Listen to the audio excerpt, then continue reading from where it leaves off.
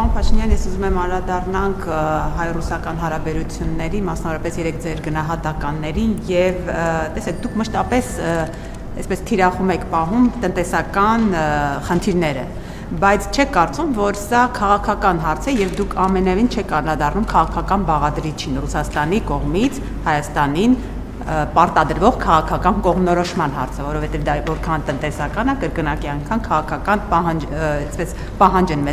մեր առջև դնում։ Ինչու է այս պահին Ռուսաստանը կարևորում, որ Հայաստանը հստակ կողմնորոշվի քաղաքական առումով։ Դուք արդյոք առիթ տվել եք, որ Ռուսաստանում կասկածում են, որ քաղաքական առումով Հայաստանը լավ գործընկեր չէ, օրինակ։ Քաղաքական բաղադրիչին անդրադարձեք, ինչու է մեր դեմ այդ պահանջը դրվում, դուք ասում եք այլ շուկաներն են պատճառը, բայց իրականում մենք տեսնում ենք, որ այնտեղից քաղաքական է ավելի շատ պահանջը Հայաստանի առջև դրվում։ Եվ երկրորդը էլի հարցից ազանցյալ, դուք երբ որ հեռախոսազրույց եք ունեցել Ռուսաստանի Դաշնության նախագահի հետ, խոսել եք, խնդրել եք ձեր հաղորդագրությունը այդպես է, խնդրել եք վերացնել սահմանափակումները, միջոցներ ձեռնարկել, բայց մինչ այդ կառավարությունը բոլոր օղակներով վստահեցնում էր, որ եվրոպական շուկան Հայաստանի համար բաց է, մենք խնդիր չունենք, մեր ապրանքները այնտեղ կգնան։ Այդ դեպքում էլ խնդրելու իմաստը ո՞րն էր։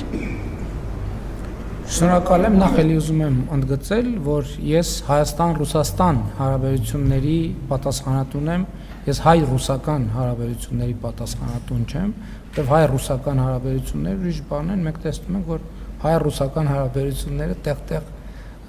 այսինքն ուրիշ բովանդակություն ունեն, այս ուղղակի որպես գիտություն։ Ինչ վերաբերում է քաղաքական բաղադրիչին, դուք երեք կուսակցության գրասենյակի մոտ բրիֆինգին ներկա եք, ես ինքս այդ քաղաքական բաղադրիչին անդրադարձա, առանց նույնիսկ դուք հարց չեք տալիս դրա մասին։ Ես ճիշտ է դրա վերնագիրը անոնց չարի, հիմա ես կխոսեմ քաղաքական բաղադրիչի մասին։ Բայց շատ հստակ ասել եմ, ձեր հարցի պատասխանը երեք մանրամասն, չգիտեմ, ձեր հարցինի պատասխան թե լրագրողներից որևէ ուրիշ լրագրողը, ես ասել եմ, որ խնդրեմը հետևյալի մեջ է։ Հայաստանը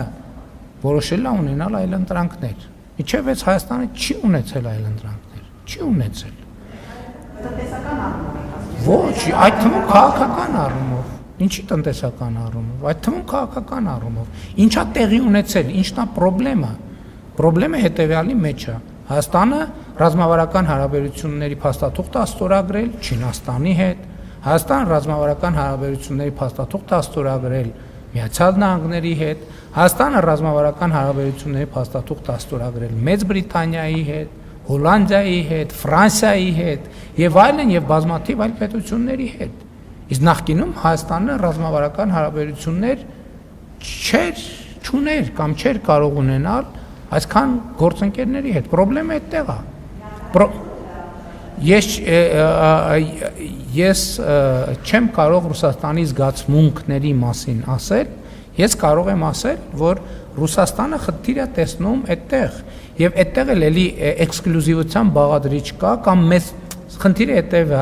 հետևյալն է, կամ էքսկլյուզիվ են հարաբերությունները, կամ հարաբերություններ չպետք է լինեն։ Մենք չենք ընդունում այդ մոտեցումը։ Մենք ասում ենք հարաբերությունները էքսկլյուզիվ չեն, բայց հարաբերություններ պետք է լինեն։ Եվ սա լեգիտիմ դիրքորոշում է, սրա մասին է խոսքը։ Ինչ վերաբերում է կողմնորոշվելուն, ես ասում եմ մենք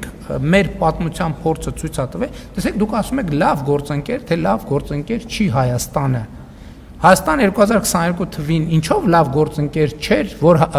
Հավաքական անվտանգության պայմանագրի կազմակերպությունը իր ֆունկցիաները չկատարեց։ Ինչով լավը չէր Հայաստանի Հանրապետությունը։ Ինչ էր արել Հայաստանի Հանրապետությունը։ Ում էր վատություն արել Հայաստանի Հանրապետությունը։ Հայաստանի Հանրապետությունը ինչով էր վատը, ինչ վատ բան էր արել Հայաստանի Հանրապետությունը, որ այդ ամեն ինչը տեղի չունեցավ։ Ինչով էր Հայաստանի Հանրապետությունը վատը, որ Ղարաբաղում ռուս խաղաղապահները իրենց գործառույթները չկատարեցին։ 2022 թվականի հոկտեմբերի 6-ի մեջ է խնդիրը, բայց դրանից առաջ դեպքեր են եղել։ Ինչով էր վատը Հայաստանի Հանրապետությունը։ Այսինքն ես նորմալ է, որ դուք այդ հարցը տալիս եք, ես հարգանքով եմ վերաբերվում դրան, բայց էլի եմ ասում, իսկ ինչի անընդհատ մեր կանխավարկածը այն, որ մենք ենք պարտադիր ինչ որ վատ գործընկեր։ Կամ Հայաստանի Հանրապետությունը ում էր ինչ արել, որ Բելարուսի նախագահը հայտարարի, որ գիտեք ինչ, դե Հայաստանը ում է պետք։ Ինչն էր վատ արել Հայաստանի վատություններ արել ինչ որ մեկին։ Բելարուսին վատություններ արել Հայաստանի Հանրապետությունը։ Ոնց կարելի է երկրի, ինքնիշխան երկրի մասին այդպես խոսալ։ Հիմա մենք ցույց ենք տալիս, թե ում է պետք Հայաստանի Հանրապետությունը։ Հարգարժան գործընկերը Բելարուսի նախագահը փնտրում եւ չէր գտնում այդ հարցի պատասխանը։ Հիմա մենք ցույց ենք դնում այդ հարցի պատասխանը։ Հայաստանի Հանրապետությունը պետք է Չինաստանին, Միացյալ Նահանգներին, Եվրամիությանը, Իրանի Իսլամական Հանրապետությանը եւ այդ բոլոր գործընկերներն էլ Հայաստանի Հանրապետությանն են պետք։ Մեծ հարգանքով Վրաստանին, Վրաստանը Հայաստանի Հանրապետությանը շատ պետք է, Հայաստանի Հանրապետությունն է Վրաստանին է պետք, Ֆրանսիային, Գերմանիային, Լեհաստանին, Մեծ Բրիտանիային։ Այս ամբողջ պատմությունը։ Շուկաներն են, շուկաներ։ Որովհետև խնդրել եմ այս տրամաբանությամբ, որ ես չեմ ընդունում, որ կամ հարաբերությունները էքսկլյուզիվ են, կամ էլ չկա հարաբերություն։ Ես խնդրում եմ եւ որ մեր դիրքավորմանը մոտենան ըմբռնումով եւ հարգանքով, մանավանդ որ գործնականում դրա լեգիտիմությունը կասկածի տակ չի առնվում։ Ասում եմ, որ այո, դուք իրավունք ունեք ունենալ այլ ընտրանքներ, բայց այսօր որոշեք, թե որ այլ ընտրանքն եք ընտրում։ Ես ասում եմ, այն այլ ընտրանքը դեռ ձևավորված չի, սկսվել այլ ընտրանքը ձևավորելու process-ը, կձևավորվի այլ ընտրանք, հիմա ազնիվ չի լինի, որ մենք մեր ժողովրդի առաջ հարց դնենք, դուք չձևավորված այլ ընտրանքը ուզում եք թե չեք ուզում, որտեղ մեր ժողովուրդը լիքը հարցեր կտա, որոնց պատասխանները մենք այսօր չունենք։ Կգնանք, կաշխատենք այդ հարցերի պատասխանները կձևակերպենք, կվերադառնանք եւ մեր ժողովրդին կհարցնենք։ Ես էլի եմ ասում, ես հարգանքով եմ վերաբերվում, որ Եվրասիական տնտեսական միության 4 երկրների ղեկավարներ մայիսի 29-ին ընդունել են հայտարարություն աջակցելով Եվրամիությանը անդամագրվելու հարցով հարակվե անելու գաղափարը Հայաստանի Հանրապետությունում։ Բայց